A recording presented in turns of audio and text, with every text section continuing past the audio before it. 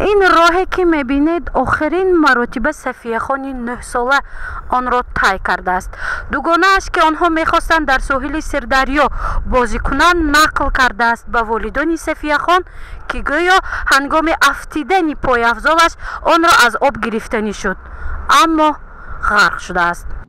سید اعظم خان رحمتов پدر صفیه خان 9 ساله تصدیق کرد که دخترش به دریای سیر غرق شده است. بنا به نقل وی صفیه خان همراه دوگانه‌اش در ساحل دریا هنگام بازی کردن ناپدید شده است. کامرای نظارتی در آمدن دو دخترک را ثبت کرده است اما پس از چند لحظه تنها یک دخترک از ساحل برآمده به خانه‌اش رفته است. صفیه خان نیست.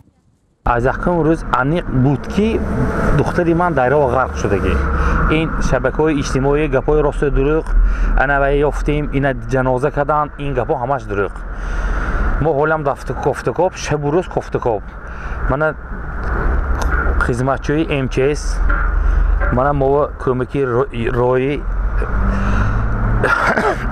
شب و روز در خدمت ما شبانه هم گروه تشکیلاتچی می خدمتچوی که یارو دوست خشتبا رو تشکیل کرده من شب و روز گفتاسیم تا شبا 4-5 ودلازو قطعی فناری کار میکنن. رحمت منادار لیکن تو هنوز حالی خط و خبری نقض نیست. فهمیدم. اکا جان همین حادثه تصدیق غرق شدن دختری شما کی نقل کرد؟ آیا شاهدان حادثه بودن؟ شاهدان حادثه یک دخترک دوگانش بعد از کی نوابادوری همسایه انیخترش کامیره تصدیق کردیم که دو کس فرام یک کس میرد کارگروی فوند خیریوی مهیا یک زنک رفته خود را معلف میکند که همون زنکی از لب دایره وایرو فایرات کرده اینجا چاکاسی خودشان فایرات کرد صفیه خونشان تو چاک دیگه ها وای دایره غلطید من دست دراز کردم قبل نتونستم همون خونه اومدم میگه 100% دلیل و فتوا کردی بعد از 2 روز گیران اومدن دخترچه از جای غرق شدگیش نشان داده چند شاهدا همینجا بودن. افسوس من سال سلامتی پس ولایت نمیکرد من دونه خونه بودم برامدا نتونستم همون دخترک روز اومدگی انیق بچه من در دونه سردریا می باشد. بحرالدین خان ستارов پیوندی عائله رحمتов ها میگوید که صفیه خان هنگام گرفتن پای افضلش به دریا افتیده است. این سخن را دوگانه صفیه تصدیق کرده است و حتی جای افتیدن صفیه خان را نشان داده است. همون دختری که همراهش ما شاهدی داد که نقل کرد که ما همراه در آمدیم و دریا غرق شد و من یاردم کرده نتونستم بعد زنک آمدن و مرا برو گفتم من دوام برآمده رفتم تا از همون وقت ما باوری حاصل کردیم که دخترچه در دریا غرق شده است.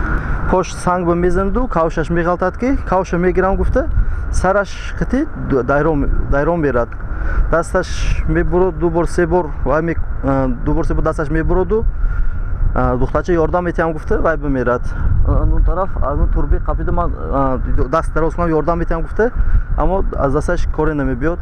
بعد این حادثه زنی که راهگذر دخترچه رو دیده میگه که از دریا لب دریا برو وای دریا از لب دریا میبرد و برآمده چه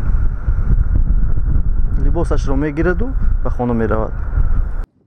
7 روز می شود که 8 نفر نجات دهندگان ریاست کمیته حالتهای فوق‌العاده و بخش آن در شهر خوجند در ساحل دریای سیر کارهای جستجویی را ادامه می دهند. سبب اساسی نسبتاً کشال شدن حالت را به جریان تیز آب دریا و از سطح ضروری بلند بودن آب علاقمند می کنند. نوبسته از این مشکلات ها کارها در این سمت جریان دارد.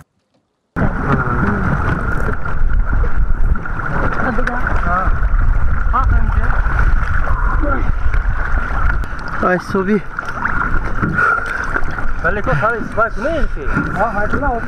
5 کیلومتر از روزی حادثه تا همین روز 5 کیلومتر درون آب قطعی گذشتیم.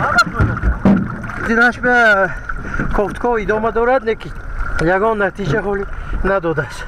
برای پیدا نمودن صفیه خان در نزد ریاست کمیته حالتهای فوق‌العاده در ولایت سوخت ستاد مخصوص تشکیل گردید. در این ستاد نجات دهندگان دوام 24 ساعت برای پیدا نمودن صفیه کار خواهند کرد تا مراجعت و عریضه پدر دخترک را قانع گردانند. در اساس مراجعت پدرش ما کارهای کوفتکوی را ادامه داده ایستاده‌ایم. новобахса баланд будани оби дарё наҷотдиҳандагон корҳои кофткови зери оби ва дурни обиро идома дода истодаанд. ёдовар мешавем ки як хонанда аз шаҳри хуҷанд ки сафияхон раҳматова ном дорад сани 7 феврал соати 3:30 аз хона баромада бедарак гардидааст. барои пайдо кардани ин духтарак мақомотҳои дахлдор ва наҷотдиҳандагон 7 рӯз мешавад ки корбарӣ доранд то ӯро пайдо намоянд. мо ҳоло дар поёни мости пули дӯстӣ қарор дорем ки ин мост ба ҳудуди ноҳияи бобоҷон ғафуров дохил мешавад. аз ҷои ҳодиса то худи ин мост беш аз 10 километр мебошад, аммо наҷотдиҳандагони кумитаи ҳолатҳои фавқулода то 30 километр роҳи обиро ҷустуҷӯ карданд. бадбахтона сафияхони 9 сола ҳанӯз пайдо нашудааст. гузориши Мафнушкурова, Наимҷон Аюбов барои барномаи иттилоотии хабар.